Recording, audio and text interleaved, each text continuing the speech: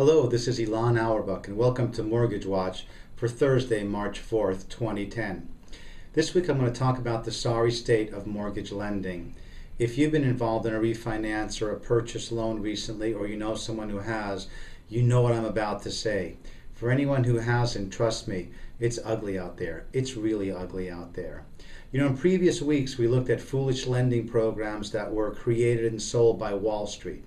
Now the U.S. government as a whole is helping us cook our own goose by establishing and prolonging ridiculous lending policies that really are very, very poorly thought out. Congress is prolonging a lot of our agony. Unfortunately, I find that members of Congress often have no idea what they're voting on. They have no idea of the ramifications or the repercussions of what they're going to vote on. They do follow party lines, for or against, but it's obvious that many of them have no idea of what's really going on in the lending world and how that's affecting their constituents and the United States economy as a whole. Congress passed an HVCC, Appraisal Transportability Act, which basically prevents anyone from using their appraisal at more than one lender or mortgage company. It's caused a lot of grief and a lot of expense for borrowers. The Department of HUD came out with new disclosures recently, and it's hard to believe that after 7 years, this is what they've come out with. These disclosures don't help anyone understand what's going on in the mortgage transaction. And if it was possible to make things more difficult, they certainly have succeeded. It's pathetic to think that these things go on without people who are involved in the mortgage industry being involved and being called in to question, review, and take a look at what's going on. And these things are making the state of the U.S. economy what it is today and keep it from growing. This is a capitalist system, and capitalism requires capital. Capital is liquidity. That means money has to be circulating. Well, against the backdrop of the lowest interest rates we have ever seen, most Americans are unable to refinance in any way, shape, or form. Recent data from the FDIC shows that mortgage lending has plummeted.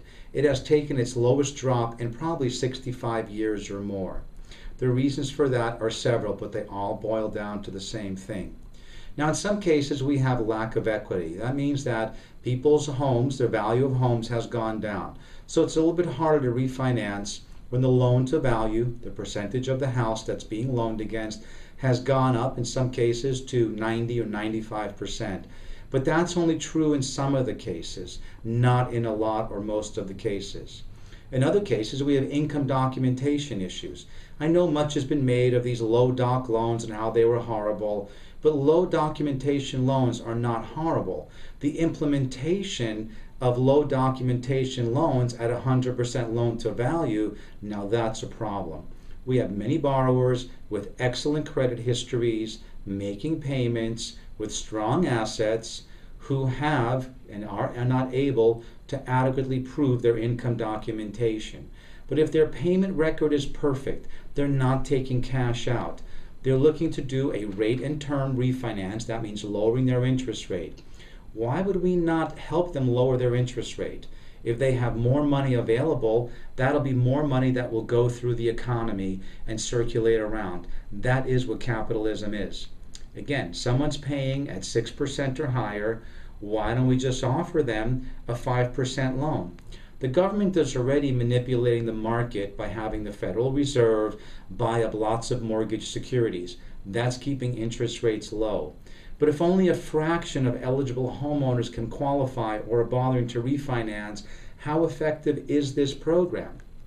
Now, I believe that the government, again, through Fannie Mae and Freddie Mac, can help to move things forward by instituting a program that allows borrowers who are paying their mortgage on time to lower their interest rate. They're going to do this for people who are in trouble economically, for people who are in foreclosure. They're doing it in some cases for people who have existing loans, but they're not doing it enough. And I believe if we're going to get out of this mess, the housing market needs to lead or needs to be involved in pulling the economy out. So that's what I'm advocating. The current solutions that are being applied sporadically, they're not really working. Results show that very, very few of these existing government programs are having the desired effect. I'm calling for across-the-board lending that will allow people to refinance at lower interest rates while rates are this low. The resultant savings will help people to spend more money, feel comfortable about making purchases, and help get the economy going. That's my view, and I hope the government is listening. Next week, I'll talk about commercial real estate in a new series called Commercial Real Estate Takes a Bow. In the meantime, I'm Ilan Awerbuch with Unit Trust Companies in San Diego, and this is Mortgage Watch. Thank you.